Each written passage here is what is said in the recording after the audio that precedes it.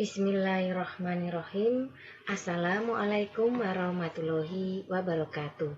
Bertemu lagi dengan saya pada mata kuliah pengantar bahasa query pada hari ini, hari Jumat tanggal 30 Oktober 2020 untuk kelas SKP 191. Di mana untuk kelas SKP 191 pada hari Jumat ini kita masuk pada pertemuan yang ke-16. Nah, berhubung pada hari Kamis kemarin itu kita ada tanggal merah, maka untuk materi pada siang hari ini nanti akan saya share juga untuk kelas yang malam, yaitu kelas SKS 191. Dengan harapan bagi semua mahasiswa SKP maupun SKS 191 itu bisa menerima secara penuh semua materi yang harusnya nanti akan diujikan atau dijadikan sebagai bahan pada saat kita melaksanakan ujian akhir semester.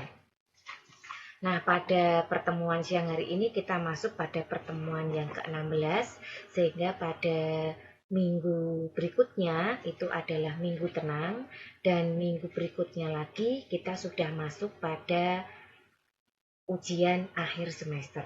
Nah, mungkin sebelum saya masuk pada materi terakhir kita pada siang hari ini, saya akan cek terlebih dahulu untuk peta sementara nilai dari kelas SKP 191. Saya cek dulu untuk perolehan nilai sementara, karena ini diwajibkan ya untuk ujian akhir semester nanti sudah tidak ada tanggungan lagi untuk nilai-nilai yang mungkin belum terpenuhi semuanya ya. Jadi pada kesempatan siang hari ini saya informasikan sekali lagi, bagi yang belum mengumpulkan untuk segera mengumpulkan. Nah, ini kita cek dulu untuk tugas yang mulai pertama ya di sini. Ini Mas Ami Prasena hanya kurang pada kuis tanggal 25 September 2020. Coba nanti misalkan belum dikirim di WA Group, segera dikirim. Jika sudah nanti mungkin bisa japri kepada saya. Kemudian yang kedua Mas Dedi Chandra. Nah, ini semenjak September tanggal 30 sampai dengan sekarang ini belum mengumpulkan tugas-tugasnya. Kemudian ini juga ada kuis DBMS ya, yang belum dikumpulkan, dan kuis anomali. Nah, untuk mencari kuis-kuisnya nanti silahkan Anda masuk ke Classroom, dicari link-linknya sesuai dengan nama yang ada di masing-masing kolom nilai. Ya, nanti silahkan diisi. Bagi yang sudah mengisi silahkan di capture hasilnya, dikirimkan ke saya. Nah, kemudian untuk Mas Yuga ini sudah full semua, oke sekali, tinggal bersiap untuk mengikuti ujian akhir semester. Kemudian M. Nur Ain ini masih kurang kuis tanggal 25 September 2020 dan tugas yang terakhir yaitu tugas fungsi agregat. Ya, memang untuk tugas praktikum ini ada beberapa kendala dari mahasiswa yang mungkin kemarin sempat menyampaikan kepada saya. Yang pertama adalah masalah komputer ya. Jadi ada beberapa yang memang terkendala di komputer karena satu tidak punya komputer, yang kedua karena rusak komputernya ya. Nah, kemudian yang ketiga software. Mengenai software ini menyesuaikan saja dengan software yang saya berikan. Seandainya ada perbedaan nanti silahkan Anda konfirmasi terlebih dahulu sehingga Anda tidak terlalu ketinggalan jauh ya. Kemudian berikutnya ini kita cek punyanya Mas Rizky Atmajaputra. Ini memang tidak aktif ya, sehingga tidak perlu dikonfirmasi. Syam Tahir ini ada beberapa yang bolong, banyak ini lumayan ya. Tugas normalisasi belum mengumpulkan, tugas DFD tidak ada, tugas ERD tidak ada, tugas praktekum ini semuanya belum mengumpulkan. Kuis ini juga ada yang belum mengumpulkan. Nah, silahkan sebelum ujian akhir semester, semua hal ini harus dibereskan ya. Kemudian Mas Wisnu Tama, ini kuis normalisasi kurang, kemudian kuis tanggal 25 juga belum, tugas praktikum, selek dan fungsi agregat juga belum dikumpulkan. Nah, ini adalah peta pendapatan nilai sementara. Silahkan tinggal menunggu hasil ujian akhir besok. Jika Anda merasa itu bisa dikerjakan, dipastikan nilai Anda baik-baik saja ya. Tapi bagi yang mungkin kurang beruntung, nilainya mungkin belum begitu optimal, silahkan untuk tugas-tugas maupun kuis ini dipenuhi dulu nilainya. Sehingga nanti diharapkan itu bisa membantu seandainya nanti pada saat Anda melaksanakan ujian akhir semester itu nilainya kurang optimal. Nah, baiklah, untuk siang hari ini saya akan memberikan materi tentang query antar tabel atau yang biasa disebut dengan proses join. Ya, mungkin ada yang pernah mendengar istilah join di dalam query ya. Nah, pada kesempatan siang hari ini saya akan menyampaikan materi tentang proses join. Mungkin sebelum kita membahas tentang apakah proses join itu, ada baiknya saya mereview sedikit tentang ERD. Masih ingat ya pembahasan kita tentang ERD, yaitu Entity Relationship Diagram, di mana ERD ini merupakan suatu teknik dokumentasi yang dipergunakan untuk menyajikan relasi antar entitas di dalam sebuah sistem. Jadi hubungan antar entitas itu terlihat ya di dalam ERD ini. Sehingga kalau tidak ada hubungannya, maka belum bisa disebut ERD yang sempurna. Nah, adapun fungsi dari ERD itu ada satu, untuk memodelkan struktur data dan hubungan antar data. Ya, jadi struktur datanya itu terdiri dari apa saja fieldnya, kemudian mungkin ada primary key, secondary key, dan yang lainnya. Kemudian bagaimana hubungan antar data yang satu dengan data yang lain, ini bisa dimodelkan bentuknya dengan menggunakan ERD. Kemudian yang kedua, untuk menguji model dalam proses yang harus dilakukan. Nah, seandainya ada relasi, nanti akan ada proses pengujian, sehingga bisa dikategorikan data tersebut masuk relasi atau hubungan one to many, atau many to many. Nah, ini semua memerlukan sebuah proses pengujian. Untuk bisa menguji semua proses tersebut, maka dibutuhkan model ERD ini. Dari ERD ini kita bisa melihat seberapa jauh hubungan antar data. Satu ya. Kemudian yang kedua, bagaimana keterkaitan antara entitas yang satu dengan yang lain. Kemudian struktur dari masing-masing data yang ada itu apakah masih membutuhkan tambahan struktur lain atau tidak. Nah, ini bisa dimodelkan dan bisa kita lihat dengan ERD. Nah, berikutnya untuk membuat ERD ini dibutuhkan simbol. Nah, simbol ini juga tidak simbol sembarangan ya, jadi sudah mengikuti aturan. Nah, yang pertama itu adalah entity. Entity dipergunakan untuk menggambarkan objek yang dapat didefinisikan dalam lingkungan user atau pemakai. Jadi di sini kalau kita terima menggambarkan objek itu mungkin lebih tepatnya kepada nama ya, jadi nama bagian. Misalkan saja kita ingin membuat sebuah ERD tentang database perpustakaan. Nah, tentunya bagian-bagian yang terkait itu kita bisa masukkan ada buku ya, kemudian ada mahasiswa, kemudian ada pihak admin perpus ya.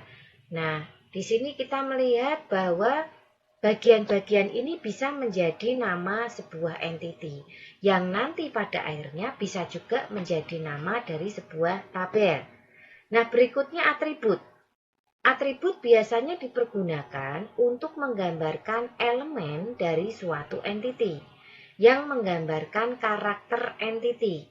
Nah, untuk atribut-atributnya ini kita bisa lihat ya di sini nama-nama fieldnya ya. Jadi di sini untuk nama-nama field pun juga ada aturan untuk penamaan. Jadi usahakan jangan membuat nama yang terlalu susah.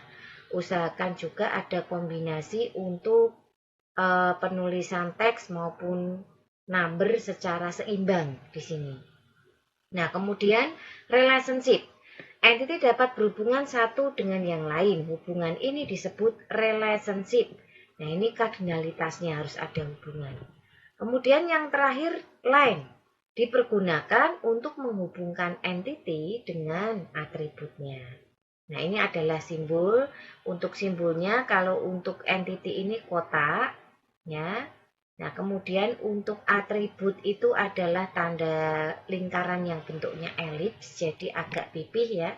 Relationship ini bentuknya belah ketupat, ya, menghubungkan relasi. Kemudian line ini garis, yang tetap nanti diberikan penunjuk ya untuk garis tersebut. Nah, kemudian untuk jenis-jenis relasi sendiri atau kardinalitas itu ada 3. Yang pertama yaitu one-to-one relasional, yaitu hubungan antar entiti satu dengan entiti lain adalah 1:1. Nah, mungkin contoh untuk kasus relasi seperti ini adalah hubungan bahwa satu orang hanya memiliki satu nomor KTP. Satu mahasiswa hanya memiliki satu nomor mahasiswa. Nggak bisa double. Nah, ini sifatnya one-to-one. Satu orang hanya punya satu KTP atau satu identitas kartu tanda penduduk. Yang kedua, one-to-many relasional atau one-to-m. Hubungan antar entiti satu dengan entiti lainnya 1:banyak atau sebaliknya. Nah, contoh one-to-many ini cukup mudah. Misalkan saja dosen wali itu membawai beberapa mahasiswa dalam perwaliannya. Kemudian komting dalam sebuah kelas itu juga membawai beberapa anggota kelas. Nah, ini hubungannya one-to-many. Pimpinan dengan para bawahan. Biasanya pimpinan kan cuma satu ya, bawahannya ada banyak. Nah, kemudian many-to-many relasional, M-to-N. Hubungan antar satu entiti satu dengan entiti lainnya adalah banyak. Nah, ini harus melalui pengujian terlebih dahulu untuk many-to-many. Karena many-to-many ini pasti akan menghasilkan sebuah tabel baru. Nah, untuk pengujiannya sendiri, misalkan saja untuk tabel buku dengan pembeli. Nah, itu ada transaksi beli ya di sini ya.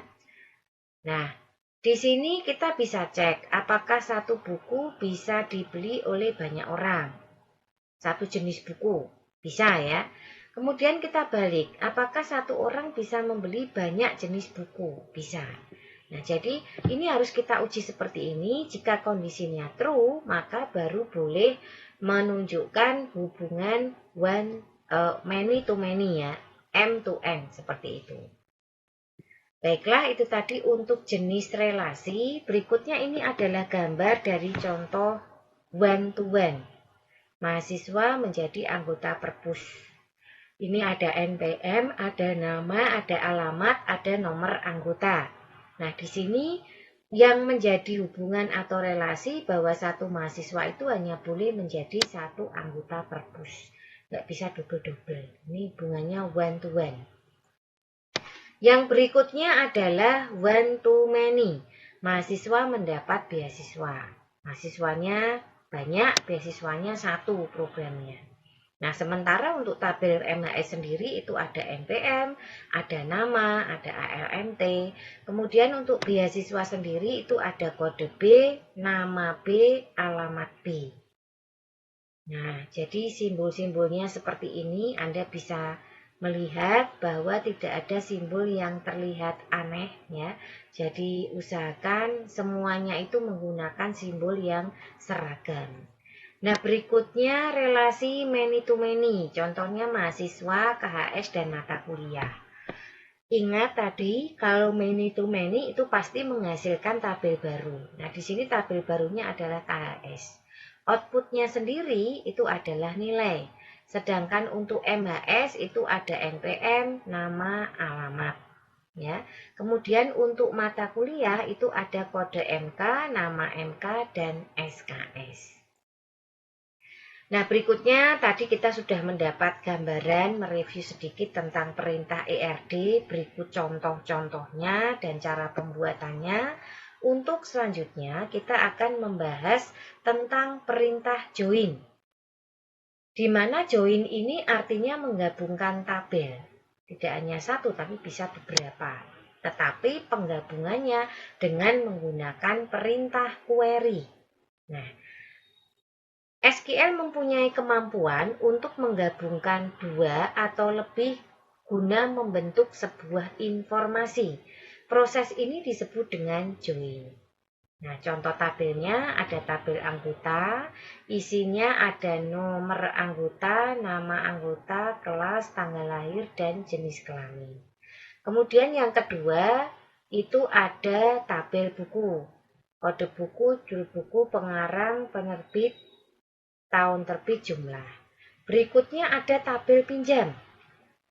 Nomor anggota, tanggal pinjam, tanggal kembali, nomor Agustus, kode BK.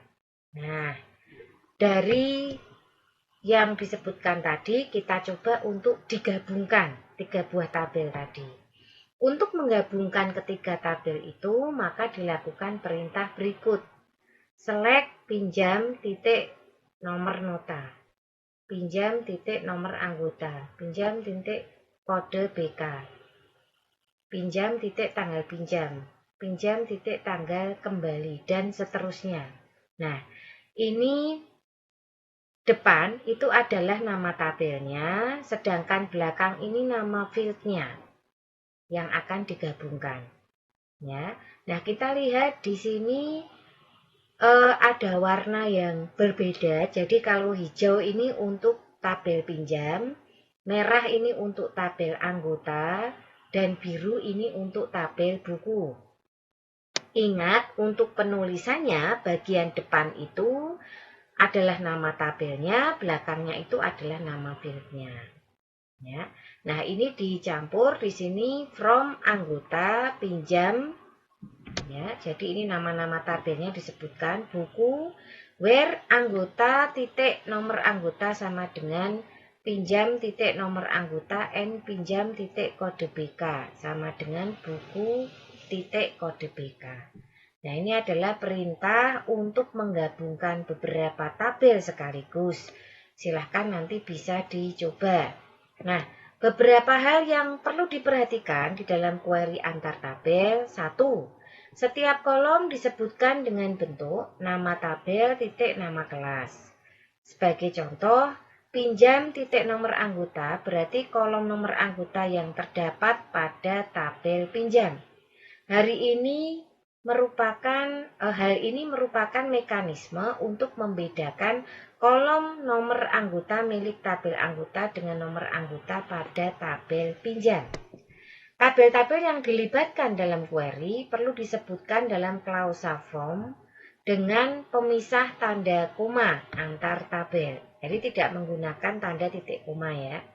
Nah, kemudian contohnya FROM anggota, pinjam, dan seterusnya.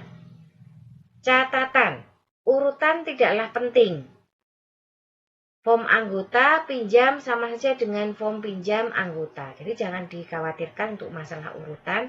Yang penting namanya itu betul, tidak ada masalah. Kemudian kondisi dalam klausa where menentukan macam join yang terbentuk. Contoh lain dari perintah query antar tabel dengan alias ya. Ini select 8 titik nomor nota, B titik nomor nota, B titik nomor AGT, B titik kode BK, dan lain-lain. Nah, ini menggunakan model ABC untuk menuliskan nama-nama fieldnya. Pada contoh di atas mewakili tabel anggota, B mewakili tabel printer, dan C mewakili tabel buku. Ya, jadi ini kalau kita lihat masing-masing A, B, C itu sudah mewakili nama tabelnya masing-masing. Anggota, pinjam, dan buku. Oke, kira-kira itu yang bisa saya sampaikan pada siang hari ini untuk kelas SKP 191. Jangan lupa pada setiap akhir materi itu saya selalu memberikan kuis ya, yang nanti bisa dijawab pada kolom komentar YouTube channel. Nah, mungkin sebelum masuk ke kuis, saya akan mereview dulu untuk kelas SKS 191, mengingat kemarin libur sehingga kita tidak ada pertemuan. Ini saya jadikan satu. Mohon nanti SKS 191 juga bisa melihat video materi pada siang hari ini. Nah, ini saya cek dulu untuk peta nilai yang diperoleh SKS 191. Untuk Adam Syuhada, oke, tidak ada masalah. Adi Cakep kurang kuis tanggal 24 September. Kemudian Aniful Majid ini sudah oke semua. Barisa Tamim Cairi. Nah, ini sudah menyelesaikan tapi belum dinilai. Ya, saya cek dulu. Baris Tamam. Coba Baris Tamam. Tidak apa-apa meskipun Anda mengumpulkan tapi terlambat, yang penting sudah ada kesadaran untuk mau mengerjakan tugas.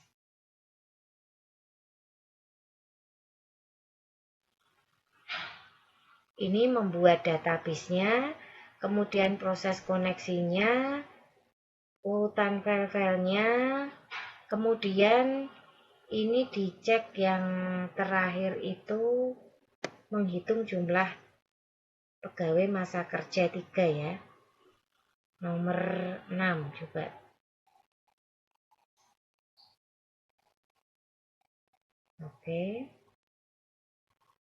Oke, ini sudah saya nilai untuk punyanya Mas Barisa Tamam. Oke, ini sudah terisi semua.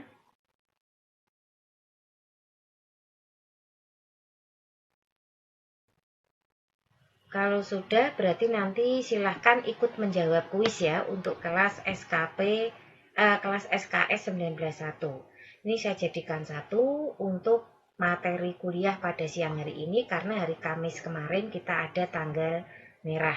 Jadi intinya saya tidak ingin masing-masing kelas itu berbeda ya untuk mendapatkan materi. Baik, untuk kuis pada siang hari ini simpel saja. Yang pertama, sebutkan fungsi ERD. Jika tadi Anda memperhatikan, pasti Anda bisa menjawab. Kemudian yang kedua, apakah proses join itu? Nah, silahkan nanti dilihat lagi untuk PPT materinya. Yang ketiga, sebutkan nama tabel yang dipergunakan sebagai contoh. Simpel ya. Nah, silahkan nanti dijawab untuk kelas SKP 191 dan SKS 191 pada kolom komentar YouTube channel. Baiklah, kira-kira itu yang bisa saya sampaikan pada siang hari ini. Harapannya sekali lagi jangan sampai untuk kelas SKS maupun SKP 191 ini mengalami kendala di dalam mengerjakan ujian akhir semester. Seandainya nanti ditanyakan, Bu, bahannya mulai dari mana? Mulai dari kita praktek pertama, pengenalan fungsi select, ya, membuat tabel, perintah query, sampai dengan hari ini yaitu proses join. Itu adalah materi yang nanti rencananya akan dikeluarkan pada saat kita melaksanakan ujian akhir semester. Jangan lupa setiap mahasiswa sudah saya perlihatkan hasil akhirnya untuk sementara pada perkuliahan siang hari ini. Bagi yang nilainya masih di bawah standar atau mungkin belum mengumpulkan tugas-tugasnya untuk segera menyusul ya, sehingga tidak ada kendala di kemudian hari. Ingat, pada saat ujian akhir nanti, semua nilai atau tanggungan tugas-tugas sudah harus selesai. Begitu ya. Baik, kira-kira itu dulu untuk materi yang saya berikan pada siang hari ini. Tetap semangat, selalu jaga kesehatan. Mohon maaf jika dalam penyampaian materi ada hal yang kurang berkenan. Wassalamualaikum warahmatullahi wabarakatuh.